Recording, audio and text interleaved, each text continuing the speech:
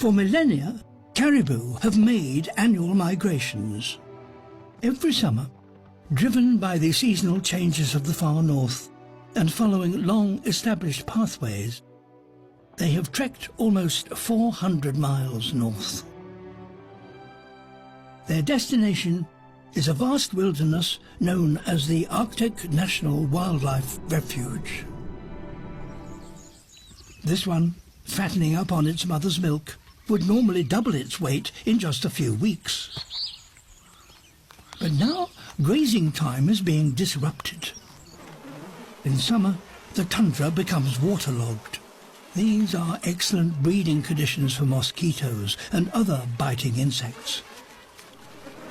But as the climate warms, there are concerns that insects will breed earlier and eventually reach plague proportions just as the caribou need to feed. Individual animals could lose a quarter of a pint of blood a day to biting insects. So the caribou may end their grazing early and head for cooler, mosquito-free pastures. For a young calf, a deep river crossing is very dangerous. He does what he can to stay close to his mother, but he doesn't have the strength to resist the fast-moving current.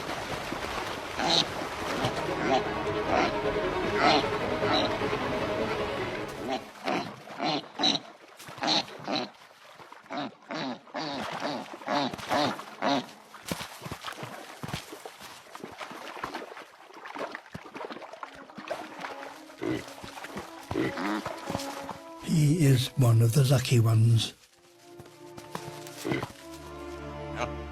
But other calves are less fortunate. Some are too exhausted to take another step. But this is not a safe place to take a rest. Grizzly bears. And he's found one. Too tired to flee and too weak to resist. The herds finally reach the northern limits of its range. Mothers and calves can finally feed in peace.